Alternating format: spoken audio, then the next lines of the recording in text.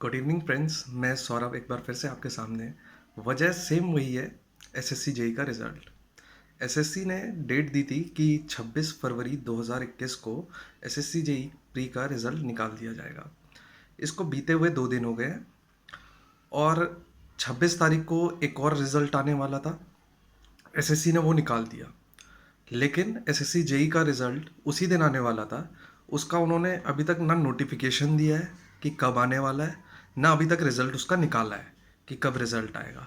ऐसे में जो भी स्टूडेंट्स जो बॉर्डर लाइन पर है या जिनको डर लग रहा है कि नॉर्मलाइजेशन की वजह से हमारे मार्क्स बढ़ेंगे या घटेंगे, इस कारण वो काफ़ी दुविधा में है कि हमारा सिलेक्शन होगा या नहीं होगा। तो इसमें एटलीस्ट एसएससी को इतना करना चाहिए था कि अगर बाई चांस, एक तो वैसे ही उन्होंने ऑलरेडी 3 से 4 महीने का समय ले लिया है रिजल्ट निकालने के लिए। अगर डिजिटल इंडिया में अगर आप 4 महीने में ऑनलाइन एग्ज़ाम का आप रिजल्ट नहीं दे सकते हैं, तो मेरे को नहीं लगता कि ये कंट्री डिजिटल इंडिया कहलाने के लायक है, या हम अभी तक उस लेवल पर पहुँचे हैं कि हम अपने आप को एक इस तरह से संबोधित कर सकते हैं हम अपनी कंट्री को।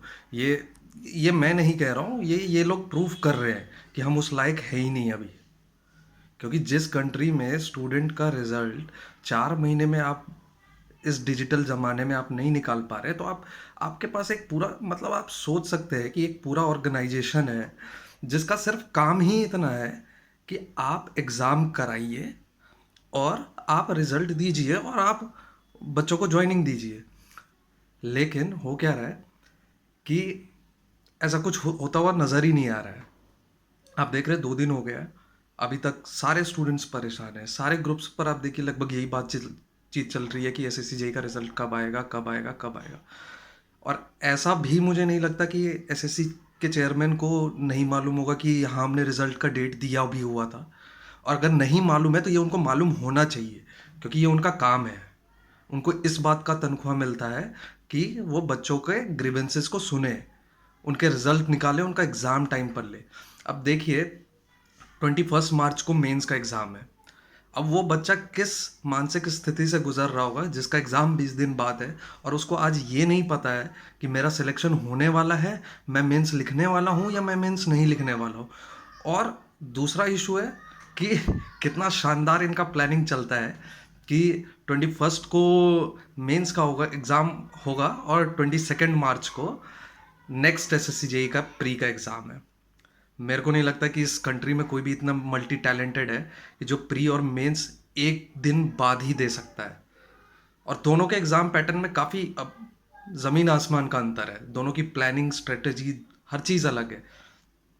तो आपने ना उसमें गैप दिया, और आप कहीं कहीं किसी किसी रीजन का प्री का स्टेटस भी निकाल करके दे रहे हैं। भाई, जो आपको रिजल्ट निकाल करके देना चाहिए, जो अपकमिंग एग्जाम है, आप पहले उसका रिजल्ट निकालो ना। आप अगले एग्जाम की तैयारी में लगे हुए हैं, आपसे पिछला संभल नहीं रहा है और आप अगले एग्जाम की तैयारी में लगे हुए हैं। ये किस तरह से चल रहा है और ये कैसे चलेगा? आज आज मैं भी 1 घंटे तक ये मन की बात खोल करके बैठा कि एम्परर साहब बोलेंगे कुछ इस पर कि 6 मिलियन ट्वीट्स आप लोगों ने कर दिए हैं, हम लोग अभी जागे हैं।